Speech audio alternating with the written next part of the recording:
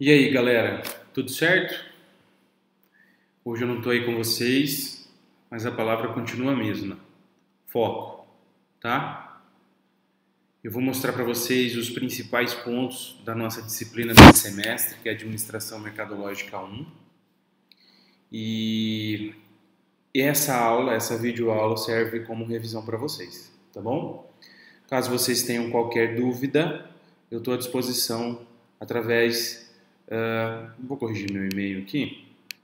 Aí vocês podem me mandar mensagens, tá? É esse, tá? luquepascoal@gmail.com. Tudo bem? Bom, vamos lá. Para começar, algo que é muito importante, né?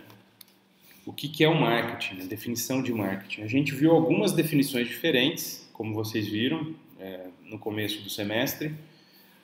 Uma do dicionário Aurélio e a principal que é de Kotler, né, que diz que é um processo social e gerencial através do qual indivíduos e grupos obtêm o que necessitam e desejam por meio da criação e troca de produtos e valores com outras pessoas. A gente viu também outras definições de Las Casas e de Churchill. Mas o que eu quero que vocês gravem de verdade é que o marketing ele vai de encontro com os desejos e necessidades dos consumidores.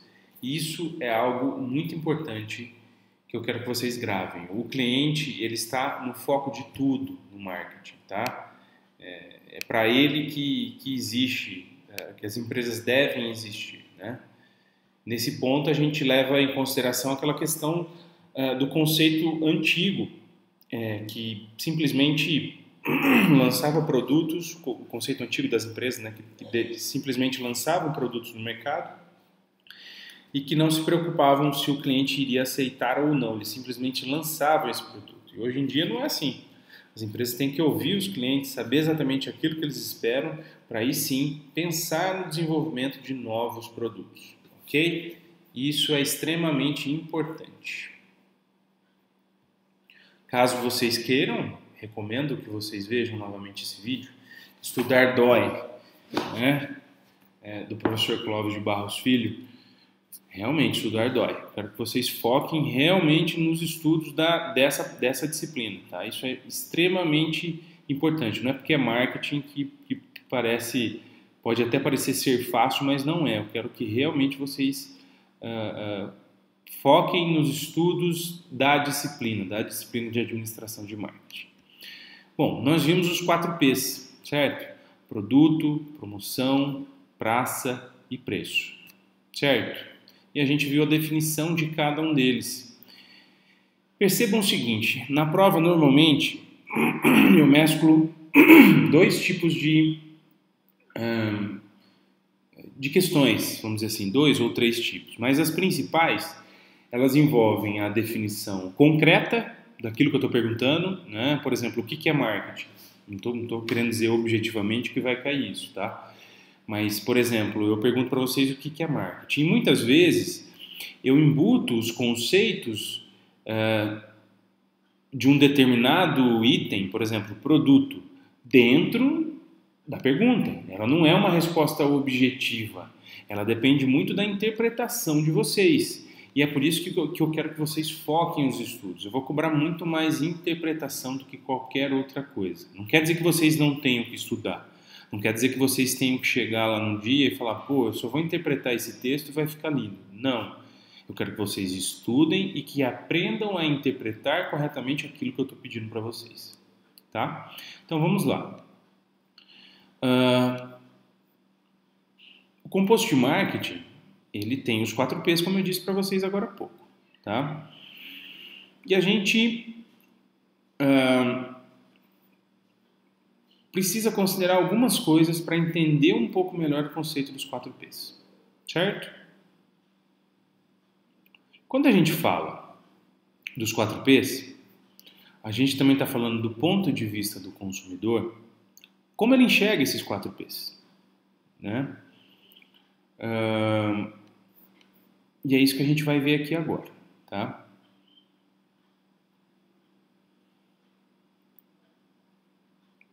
A forma por exemplo, quando a gente fala de produto, a forma como o consumidor enxerga esse produto nem sempre, ou quase nunca, é o mesmo que as empresas percebem nesse conceito. O que o cliente percebe? Ele percebe o valor que ele vai ter ou não naquele determinado produto. Quando a gente fala de preço, a gente está falando que o consumidor vai em busca de menores preços. Quando a gente fala do P de praça, a gente está falando que o consumidor vai em busca de conveniência. E quando a gente fala do P de promoção, a gente está falando que o consumidor, o P de praça é o C de conveniência, tá? E o P de promoção é o P de comunicação, é a forma como o consumidor recebe a comunicação daquele determinado produto. Falando do significado objetivo dos 4 P's, o produto ele pode ser tangível ou pode ser intangível, ou seja, ele pode ser um produto em si, uma caneta, uma bala ou qualquer outra coisa, e pode ser um serviço. Pode ser uma massagem, uma escova de cabelo, uma maquiagem, isso é um serviço, tá? E é muito importante para o profissional de marketing considerar que a empresa em que ele atua, ela precisa oferecer um produto realmente diferente para o consumidor, relevante, que ele perceba o valor daquilo. Porque oferecer as mesmas coisas não quer dizer nada, certo?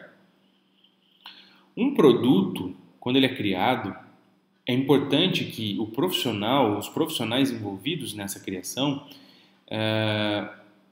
analisem 5 níveis diferentes, né? O primeiro, que é o benefício núcleo, é aquela coisa, aquele benefício fundamental que o consumidor está adquirindo, ou seja, eu estou querendo comprar uma garrafa d'água. Por que eu quero comprar a garrafa d'água? Para matar minha sede. Esse é o benefício núcleo. Um outro nível é o que a gente chama de produto básico, que é aquele que o consumidor simplesmente encontra algo básico, nada surpreendente, nada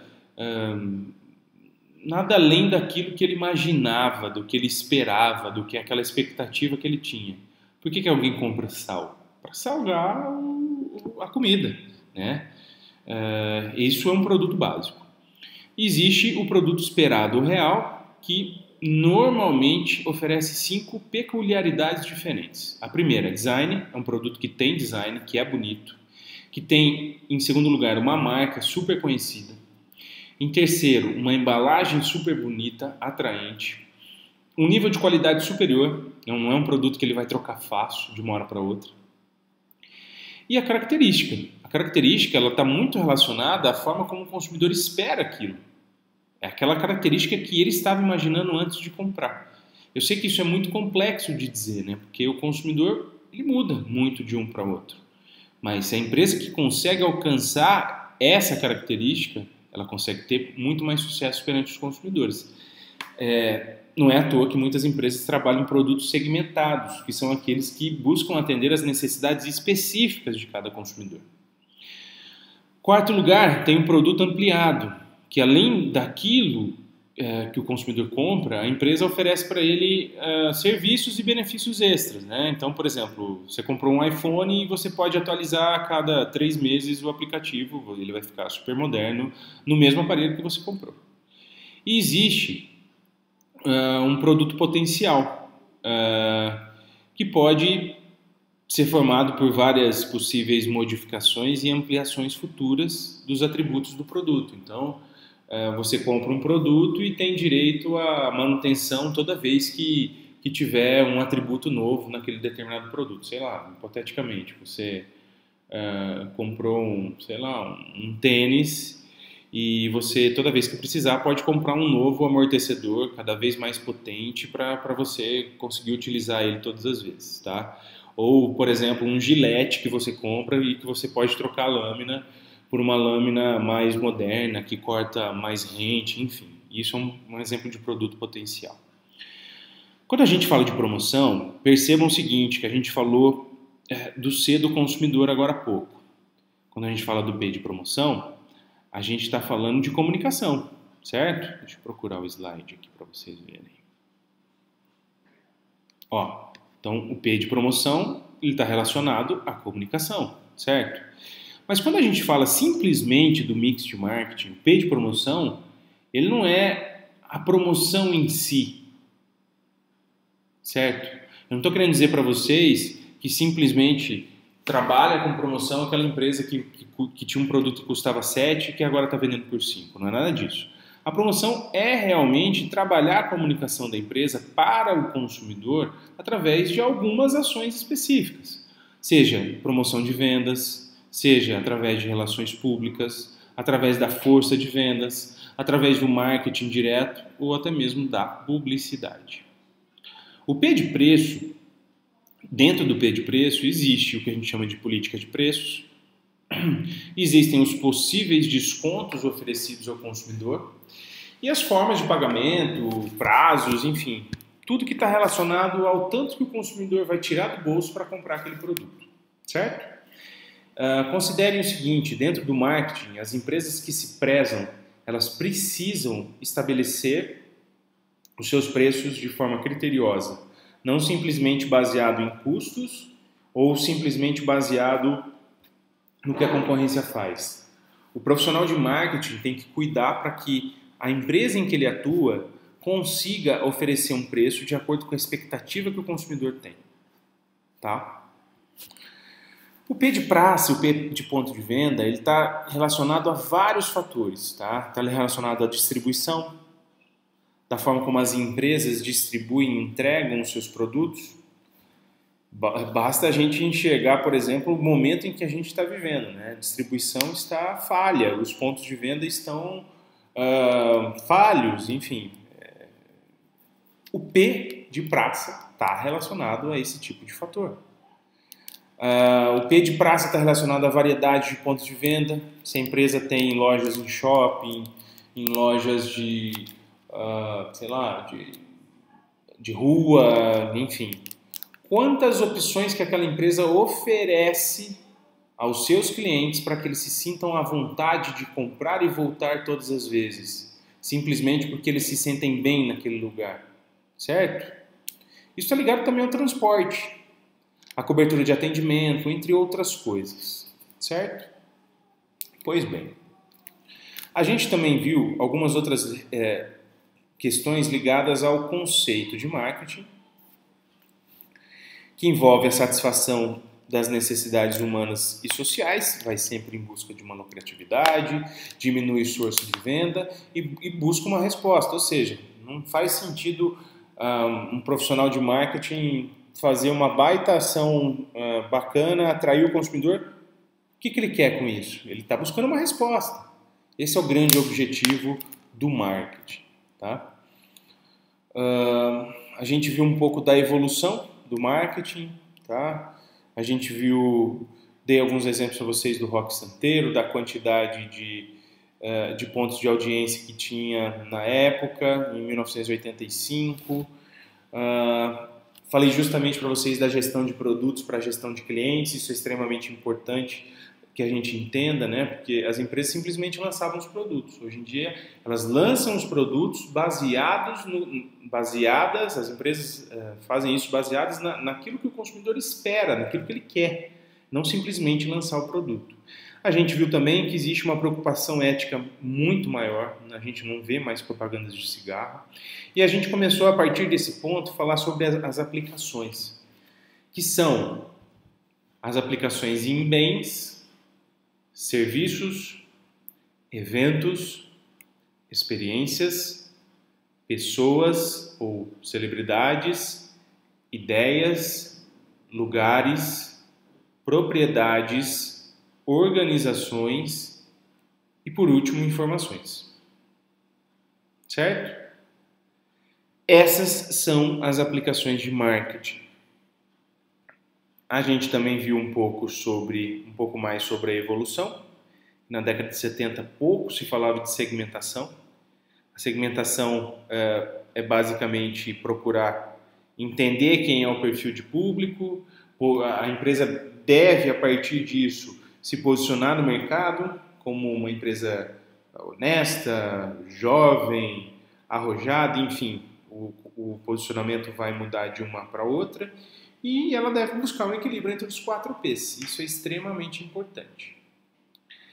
ela tendo esse equilíbrio, ela consegue oferecer uma determinada segmentação aos seus clientes, né? O que é segmentação? É conseguir oferecer produtos que interessem a um nicho de mercado específico, né? É oferecer produtos que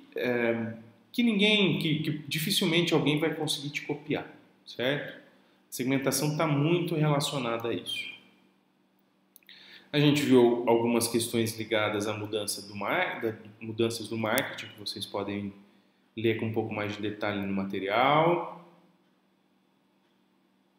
As conquistas do consumidor brasileiro, que em 1991 não tinha código de defesa do consumidor, que simplesmente não tinham como obrigatório estampar o prazo de validade nos produtos, nas empresas alimentícias, entre outras coisas. O que é importante a gente frisar nesse momento, quando a gente fala do cenário mercadológico, os conceitos centrais da aplicação de marketing? É o papel do profissional de marketing em si, né? Eu acredito que vocês se lembrem, na primeira ou na segunda aula que a gente teve, eu perguntei para vocês o que vocês imaginavam que fosse o marketing. Muita gente respondeu que imaginava que o marketing fosse simplesmente a comunicação da empresa, né? A propaganda. E não é simplesmente isso. Isso é o final, é a ponta da estratégia, né? E nesse sentido eu comecei a falar um pouco para vocês sobre o papel do profissional de marketing, né? O que ele deve fazer dentro de uma organização quando ele trabalha num departamento. O profissional de marketing em si, ele precisa buscar um melhor ajuste entre demanda e oferta. Ele deve ter sensibilidade para compreender aquilo que o consumidor, que o mercado diz, né? Será que existe tantas pessoas assim para comprar meu produto? Será que não vale a pena eu fazer com que esse produto atue simplesmente no nicho de mercado em que é mais interessante? Por exemplo, eu vou fazer um produto de alto padrão. Espera aí, para quem que eu vou oferecer? É para um nicho específico, é mais ou menos isso. Tá? O profissional de marketing precisa ter essa percepção.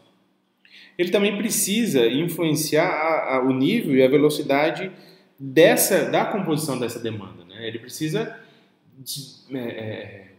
entender a necessidade do consumidor e despertar o desejo dele. Esse deve ser o papel do profissional de marketing. Bom, a gente falou de aplicações agora há pouco, certo? Bens, serviços, eventos, celebridades, ideias, lugares, propriedades, organizações e informações. Essas aplicações são utilizadas em alguns mercados, que são o mercado consumidor, empresarial, global, sem fins lucrativos e governamental. O consumidor somos nós. O empresarial, óbvio, entre empresas. O global, óbvio, que pode ser entre empresas e governos e governos, empresas e empresas do mundo, de um modo em geral, tá? O mercado sem fins lucrativos são ONGs, enfim. E o mercado governamental, ele pode também ser entre governos, aí a gente vê a convergência de dois mercados, o global e o governamental, que seria, por exemplo, o governo do Brasil e da Argentina, mas pode existir também um mercado governamental entre estados. Isso é exclusivo para o mercado governamental. O estado de São Paulo negociou alguma compra, por exemplo, com o Rio Grande do Sul, enfim, tá? Esse é um exemplo. Comecei a falar para vocês sobre as práticas do marketing também, né? A gente falou sobre os níveis do marketing, dei o exemplo da minha agência, que fez a campanha lá em 2007.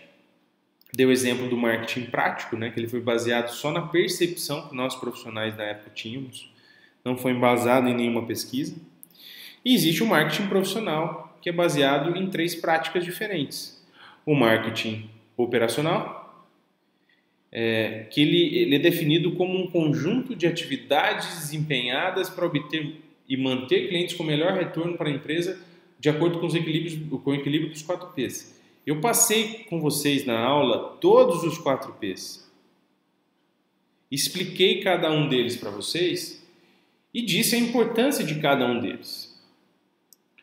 O que eu quero dizer quando eu falo da palavra equilíbrio? Eu não estou querendo dizer que todas as empresas precisam ter todos esses pontos de cada um dos P's muito forte.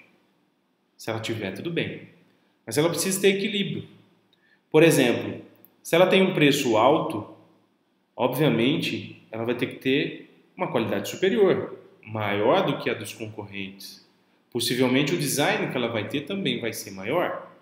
Agora vamos imaginar que essa empresa ela tem um preço mais baixo. Consequentemente, o design dela pode não ser o mais moderno. Pode ser que ela não ofereça serviços à parte na compra desse determinado produto, mas o preço é preponderante para a escolha do consumidor. Nesse sentido, existe equilíbrio.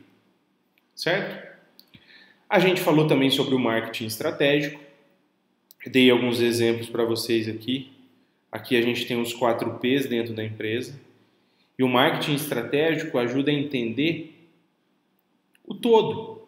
O ambiente que está fora da empresa, o mercado que ela está inserida, né? Fornecedor, concorrente, e a empresa em si, que são todos os fatores que estão ligados a ela que ela consegue controlar.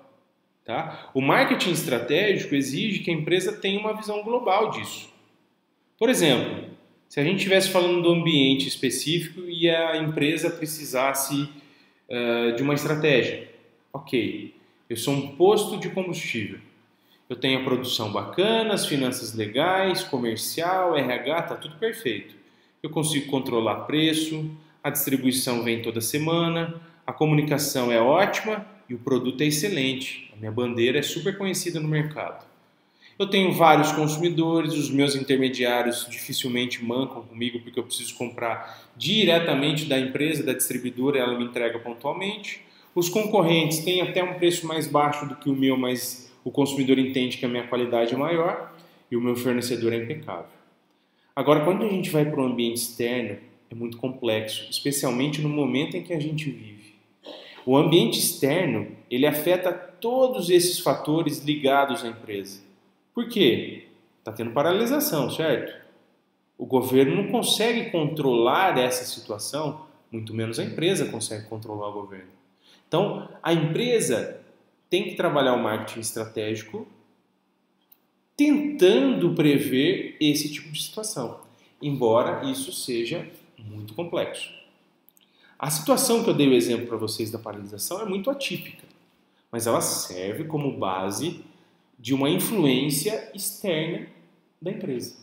Todos estão sendo prejudicados por isso, mas poderia ser simplesmente a sua empresa, porque a legislação que foi estabelecida para postos de combustíveis foi modificada e só você não está atendendo a essa nova legislação e todos os seus concorrentes estão. Por quê? Porque eles estavam atentos a essa mudança. Enfim, a gente precisa ficar atento aos fatores ligados ao ambiente externo, certo? E é isso que diz o marketing estratégico. E para finalizar essas 3 práticas, a gente tem a filosofia mercadológica, que ela foca no cliente. Percebam que o C de cliente está aqui no meio. Tá? Ele é o foco de tudo. Tudo é feito em prol do bem-estar desse cliente. Né? E claro, atendendo às metas organizacionais, mas de acordo com aquilo que o cliente espera. Certo? Bom, nós falamos de necessidades, desejos e demandas, certo? E eu lembro de ter perguntado para vocês se o marketing cria necessidades. É óbvio, a resposta é não, certo? O marketing desperta os desejos, as necessidades já existem, certo? A gente falou um pouco sobre a pirâmide de Maslow e tentamos relacionar isso com o marketing, buscamos relacionar isso com o marketing. O que é importante a gente entender? Que dependendo do estágio da pirâmide, da localidade em que o consumidor está, ele vai ter um tipo de compra diferente, né? As necessidades mudam, os desejos mudam, enfim, certo? A gente precisa entender que dependendo da posição na base, o consumidor tem um desejo diferente. E uma necessidade diferente também. a gente começou a ver também os tipos de necessidades. A gente falou sobre as necessidades declaradas. O cara quer um carro econômico, simplesmente isso. As necessidades reais, que é aquele consumidor que quer simplesmente ter uma economia na revisão no futuro. Existem as necessidades não declaradas, né, que o cliente espera um bom atendimento por parte do revendedor. Esse é o exemplo. Necessidade de algo a mais, que é aquele consumidor que quer ter um serviço extra, um computador de bordo, enfim. E as necessidades secretas, que é daquelas pessoas que simplesmente querem ser vistas pelos consumidores como pessoas inteligentes, né? Tá mais ligados, essa necessidade está mais ligada ao status. Bom, a gente falou sobre tipos de necessidades, mas como identificar essas necessidades? A Dell fez isso muito bem. A partir do momento que ela deixou de vender em lojas de informática para montar sua loja própria e permitir que o consumidor escolha o seu próprio equipamento de acordo com o tamanho do monitor, o tamanho do HD, a capacidade do processador, entre outros fatores. Quando você tem essa liberdade, você monta o produto de acordo com o que você espera. E fazendo isso, eles conseguiram superar as expectativas dos clientes. Eles acabam comprando exatamente aquilo que eles precisam. A gente falou de segmentos de mercado, certo? Os segmentos de mercado, eles vão de acordo, claro, com a percepção do consumidor, né? Nem todo mundo quer comprar o mesmo carro, a mesma casa, nem todas as pessoas querem ficar no mesmo hotel. As pessoas têm necessidades diferentes. É por isso que existem segmentos diferentes de mercado. Existem hotéis de luxo, existem carros de luxo. Existem hotéis econômicos e existem carros populares, certo? Existem esses segmentos, são atendidos por diversas empresas diferentes, ok? E a gente precisa entender também que depois da gente examinar diferenças demográficas, psicográficas e comportamentais entre os consumidores, eles identificam e descrevem grupos distintos que podem preferir ou exigir vários mixes diferentes de produtos ou serviços. O que eu quero dizer com isso? Dependendo da região em que a pessoa está, dependendo do perfil psicológico dela, né, da forma como ela enxerga aquela compra específica. A partir disso e a partir da capacidade de compra de cada um, vários grupos distintos são formados, certo? E a partir disso, as empresas definem quais são os seus mercados-alvo. Quem ela vai escolher, qual o mercado que ela vai escolher para desenvolver uma oferta, para desenvolver um produto. Peraí, tem vários pais com crianças, com apenas um filho na família, e a gente precisa criar um produto de alto padrão, porque ele vai gastar muito dinheiro com esse filho, porque ele não tem mais do que um. Enfim, isso pode ser considerado, por exemplo, um mercado-alvo. E quando a gente fala de posicionamento, a gente precisa entender que o posicionamento é a forma como as pessoas enxergam, os consumidores enxergam aquela determinada empresa. Por exemplo, o consumidor, de um modo geral, enxerga a Volvo como a marca de carros mais segura do mundo, certo? E ela cria estratégias para reforçar esse posicionamento todas as vezes. Valor e satisfação, a gente falou sobre isso também, né? A forma como os consumidores percebem valor daquele produto. Não estou falando de preço, estou falando de valor, né? É aquela coisa, pô, eu paguei R$5, mas, pô, vale 20, sabe? É a forma como o consumidor valoriza aquele determinado produto ou serviço que ele está comprando. A gente falou sobre os canais de marketing, não confundam canais de marketing com canais de comunicação. Canal de marketing é a mesma coisa que canal de distribuição, que é a estratégia ligada à entrega do produto para o consumidor, né? Lembra que eu falei agora há pouco de transporte, de distribuição, se a empresa vende através de catálogo porta a porta, de loja, através de loja virtual, através de loja física, enfim, como que ela vende? Todos esses fatores estão ligados aos canais de marketing. E a forma como a empresa trabalha essa estratégia afeta diretamente os resultados dela. A cadeia de suprimento, a gente passa batido, que a gente não vou cobrar isso de vocês, tá? Super dica. Não vou cobrar na essência o que é a concorrência, mas eu acredito que vocês consigam entender. E a mensagem que eu deixo aqui para vocês é muito importante fazer melhor que a concorrência. Esse deve ser o grande objetivo dos profissionais de marketing. A gente começou a falar sobre planejamento de marketing também, que faz a análise do ambiente externo, que faz a análise de todos os fatores que estão ligados a ele, né? A forma como uma empresa pode se precaver e se controlar, né? Para não ter tantos prejuízos, né? Analisando o mercado externo. E tem a empresa por si só, os seus departamentos, os 4 P's que são controlados por ela, enfim, né? A prática do planejamento de marketing, ela segue um processo lógico, que deve ser estudado e passado a limpo para que todas as empresas consigam ter sucesso profissional. A gente começou a falar sobre o ambiente de tarefa, certo? Que inclui participantes imediatos envolvidos na produção, distribuição, promoção de oferta, além dos fornecedores, distribuidores, revendedores, clientes-alvo, entre outros. A gente falou também sobre o ambiente geral, que são todos aqueles fatores que estão fora da empresa, que não são controláveis, como, por exemplo, a greve, que a gente falou agora há pouco, certo?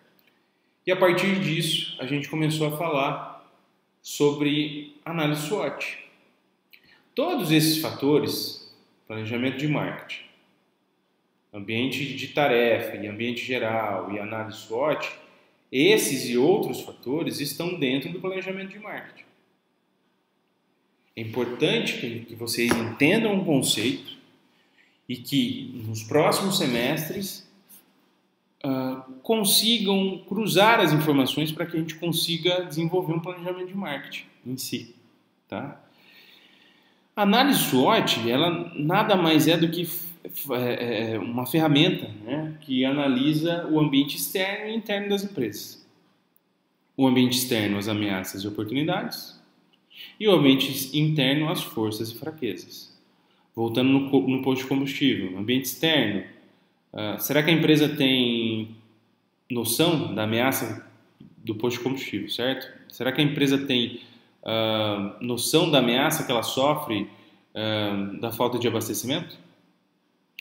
Será que ela tem capacidade ela tem força para combater isso? Por exemplo, será que ela tem estoque suficiente para um mês? Enfim, né? Quais são as oportunidades? As oportunidades são aquelas existentes fora do mercado. Será que ela consegue criar, desenvolver um novo produto? E a fraqueza, né? Se ela tiver fraqueza, consequentemente, ela não vai conseguir atender a uma oportunidade de mercado. O que é importante que vocês fixem nesse momento? No ambiente externo, o ambiente externo são todos os fatores que estão ligados ao que está fora da empresa. E o ambiente interno, óbvio, são todos aqueles fatores que estão ligados ao que está dentro da empresa. Dentro do ambiente externo existem as ameaças e oportunidades e dentro do ambiente interno as forças e fraquezas. Certo? A gente falou de todos os fatores ligados ao ambiente externo, né? Forças econômicas, demográficas, tecnológicas, político-legais, socioculturais, clientes, concorrentes, distribuidores, fornecedores, todos esses fatores não são controláveis. A empresa não consegue controlar totalmente. Alguns até que ela consegue ter algum tipo de controle, mas não total, tá? Qual que é o desafio do ambiente externo? Encontrar oportunidades e conseguir aproveitar essas oportunidades. Dentro do ambiente interno, existem os setores da empresa, as estratégias que essa empresa desenvolve para conseguir ter sucesso, né? O que é importante nesse ponto? A empresa saber as limitações que ela tem e as forças que ela tem para poder superar as dificuldades. A gente também começou a falar sobre missão. O que é missão? A gente precisa responder aquela velha perguntinha, né? O que a empresa faz? Para quem ela faz? Onde? Como? Com que finalidade? Vamos fazer uma missão super rapidinho aqui, só para facilitar a vida de vocês. Vamos lá. Vamos fazer uma tarefa aqui. Vamos fazer a missão da Fazer, ok? O que a Fazer faz? Oferecer ensino superior de alta qualidade para quem? Não necessariamente a gente precisa citar isso, mas vamos citar para ficar mais fácil. A todos alunos de todo o estado de São Paulo, hipoteticamente, considerando que ela queira atender só o estado de São Paulo, certo? Em todo o estado de São Paulo. Aqui eu já respondi duas perguntas. Para os alunos do estado de São Paulo e onde? No estado de São Paulo. A gente não precisa falar que é em Novo Horizonte. Eu estou falando que eu vou atender os alunos do estado de São Paulo. Isso basta, tá? Como? Eu já coloquei aqui, de alta qualidade, não preciso colocar. E a gente pode colocar a finalidade. Oferecer ensino superior de alta qualidade a alunos de todo o estado de São Paulo, a fim de gerar conhecimento e informação informação a quem possa se interessar. É simples assim. Oferecer ensino superior de alta qualidade a todos os alunos em todo o estado de São Paulo, a fim de gerar conhecimento e informação a quem possa se interessar. É simples. A missão é isso, tá? Então considerem isso.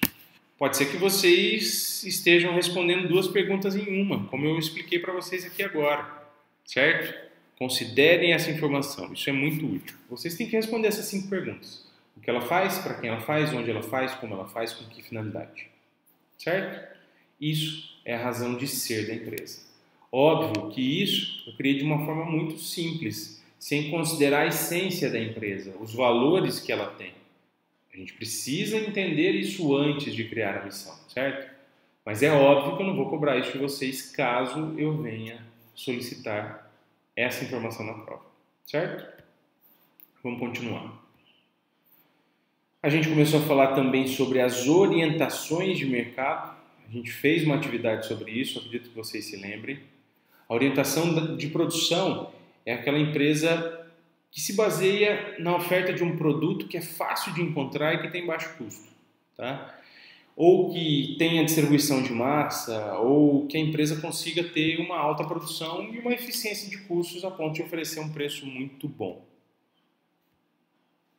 A orientação de produto é daquela empresa que oferece um produto superior. O exemplo que eu dei para vocês é a Apple. É um produto inovador, de qualidade e que toda vez é aperfeiçoado. Sempre tem algum tipo de inovação.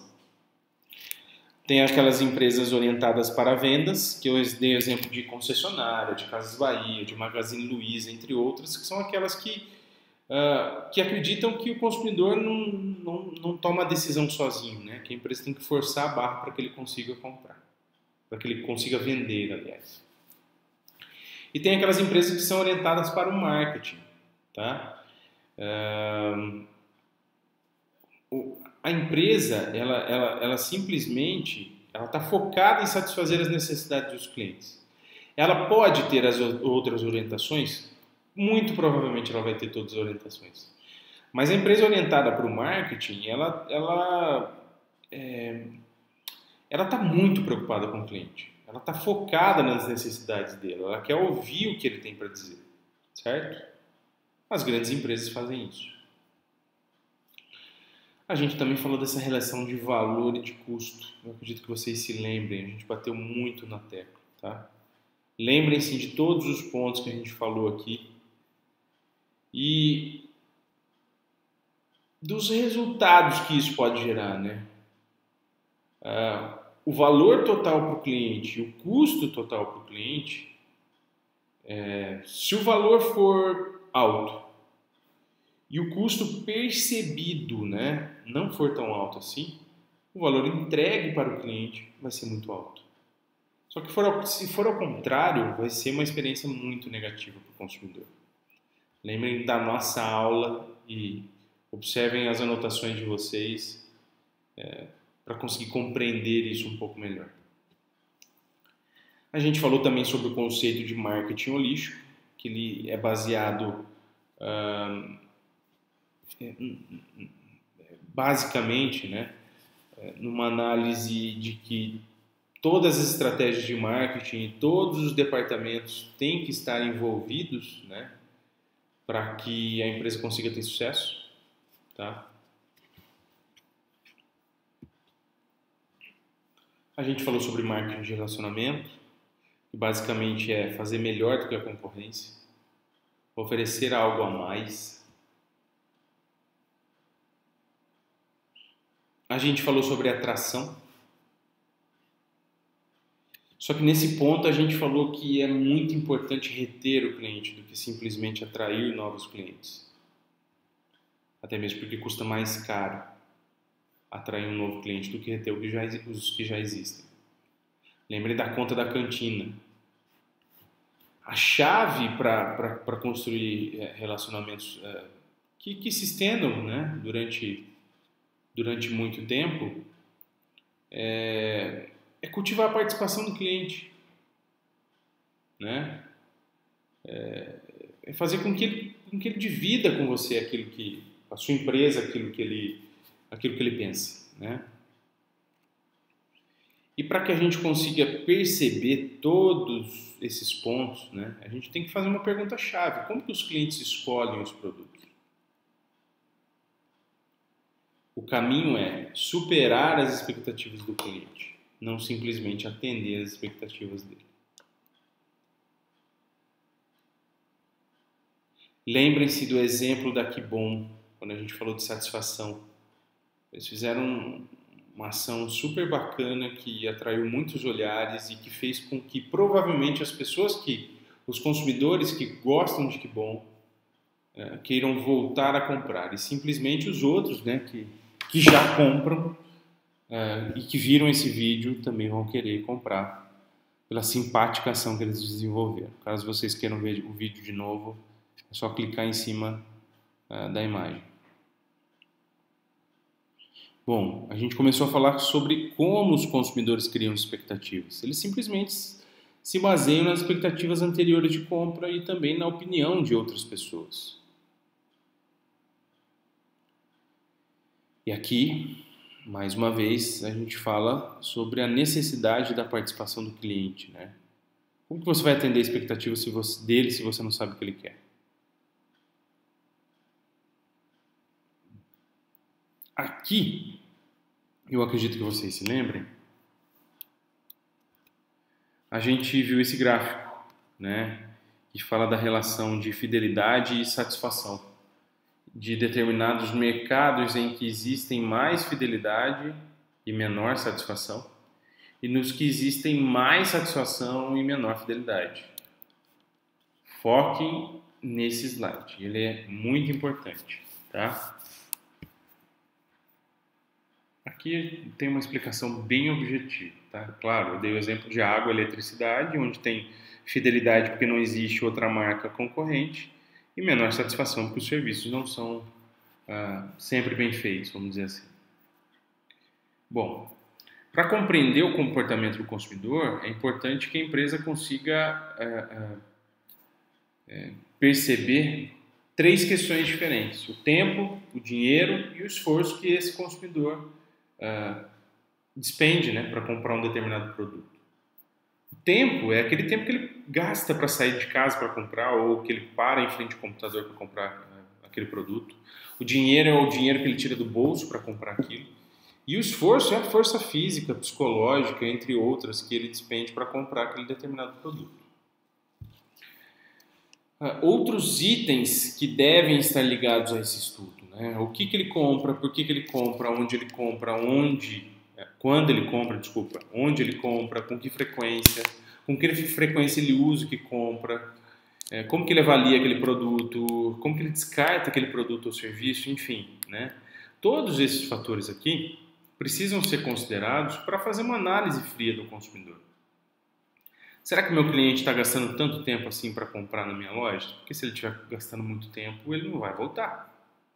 Será que o dinheiro que ele está tirando do bolso, ele está percebendo o valor? Será que ele vai gastar de novo quando eu tiver um novo produto para vender? E o esforço? Será que eu facilito a vida dele? Será que eu presto um bom atendimento? E todas essas outras questões aqui é importante analisar para a gente saber o perfil de cada consumidor. Eu vou no supermercado para comprar uma caixa de leite todo mês, porque eu tomo pouco leite. Mas existem consumidores que tomam uma caixa de leite todos os dias. O que isso pode indicar? Que ele tem filho pequeno em casa? Que ele simplesmente gosta de tomar leite no café da manhã? Enfim, as perguntas nem sempre respondem tudo aquilo que a gente gostaria de saber, mas pelo menos indicam alguns caminhos que podem ser percorridos para que a empresa consiga entender a mente do consumidor. A gente começou a falar sobre fatores culturais, né, ligados aos consumidores, né? Dentro deles existem os fatores culturais, subculturais e classes sociais. A cultura nada mais é do que a característica de cada um carregada por valores, padrão de comportamento, normas, ideias, entre outros fatores.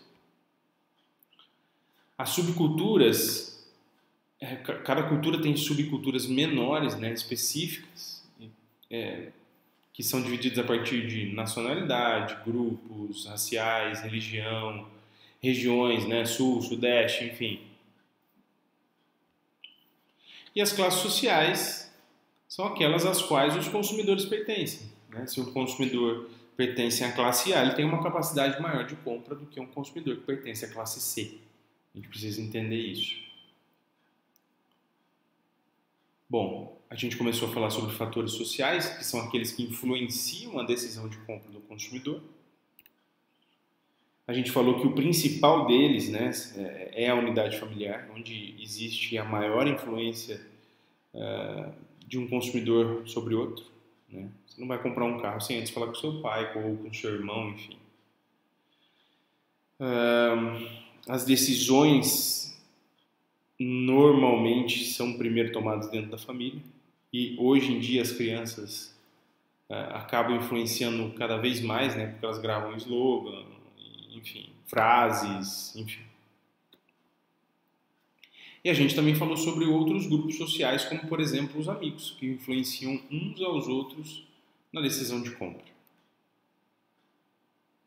Bom, o consumidor ele tende a experimentar os mesmos produtos e necessidades de outros consumidores, né? É por isso que existe a influência de um ao outro. Isso é inevitável. A gente falou de motivações positivas e negativas, né? A pessoa pode simplesmente querer comprar uma moto pela sensação de liberdade, isso é uma motivação positiva, ou ela pode simplesmente não querer comprar uma moto pela motivação negativa de achar que ela não oferece segurança nenhuma. Bom, a gente falou sobre racionalidade e emoção, e eu dei vários exemplos para vocês de produtos que trabalharam em cima dessas questões de emoção e de razão. A Manco trabalha muito essa questão de emoção, né, pro lado do humor. O Boticário,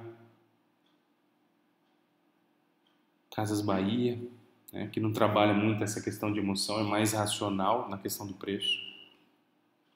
A gente falou da percepção do consumidor, de atenção seletiva, distorção seletiva e retenção seletiva. A atenção seletiva é quando o consumidor ele tem maior chance de comprar aquele determinado produto. Quando ele vê algum anúncio, tem maior chance de comprar aquele produto. A distorção seletiva é quando o consumidor vê um anúncio e tem probabilidade muito pequena de comprar aquele produto. E a retenção seletiva é o meio termo. Ele pode simplesmente comprar ou não, né? Dependendo das impressões que ele recebeu. Bom, existem vários fatores que influenciam essas percepções, né? E o consumidor ele é muito diferente, né? Depende muito da crença, do valor, da motivação, das atitudes que ele tem. Isso é um estudo mais longo que a gente tem que ter, que a gente vai começar no próximo semestre e a gente vai falar mais um pouquinho, tá?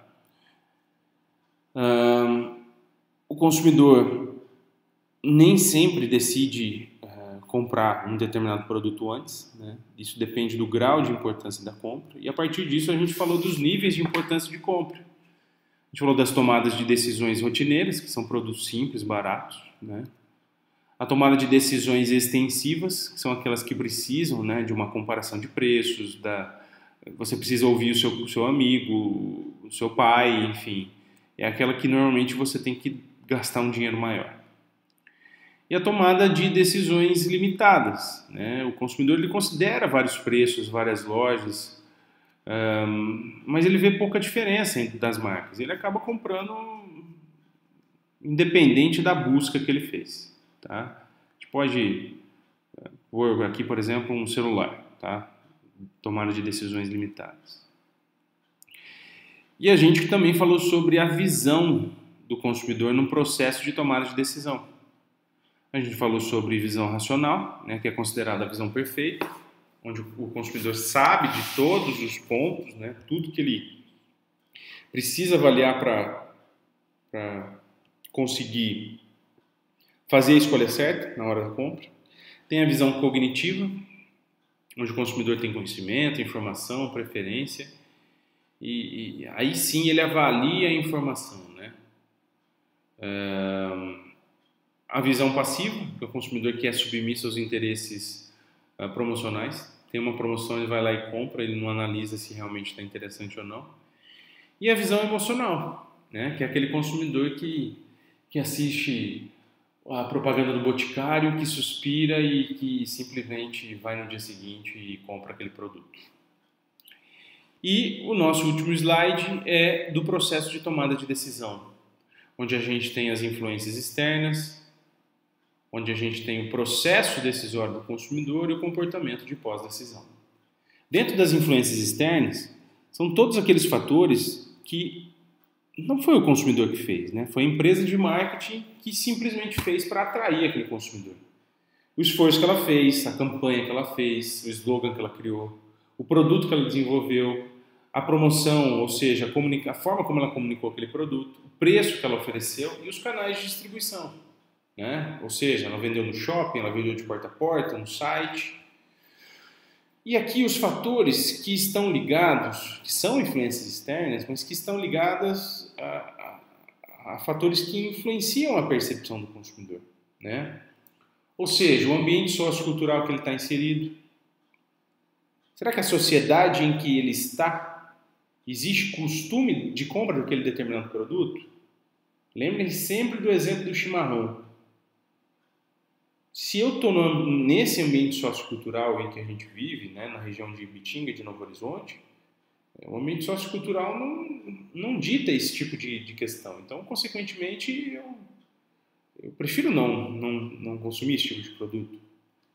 A família influencia as pessoas na decisão de compra. A classe social, ela influencia as pessoas na decisão de compra. E a subcultura e cultura, né, também influenciam a decisão de compra desse consumidor específico, certo? Todos esses fatores são influências externas. Esse quadrado específico, ele influencia o campo psicológico, né, que é a forma como a pessoa pensa e decide sobre determinada coisa, a motivação que ela tem para comprar, a percepção que ela tem daquele produto, o aprendizado que ela teve com outra compra anterior, a personalidade que aquela pessoa tem, né, e a escolha que ela faz em função disso, e as atitudes que ele tem no dia a dia. E aqui, o consumidor, antes de comprar, reconhece a necessidade, faz a busca antes de comprar e avalia todas as alternativas. Depois que ele comprou, ele faz o teste, analisa se o produto é bom ou não, compra novamente ou não, dependendo da experiência que ele teve, e avalia essa pós-compra. E a partir disso, ele tem uma experiência que já pode pré-existir quando ele for comprar o mesmo produto ou um produto semelhante.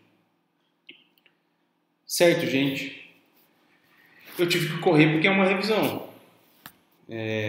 Eu procuro destacar os principais pontos em cada slide, certo? Espero que vocês consigam estudar, consigam ter foco, e eu espero sinceramente que todos tirem nota máxima nessa prova, tá? Espero ter ajudado todos vocês. Tudo bem? Um abraço e até semana que vem.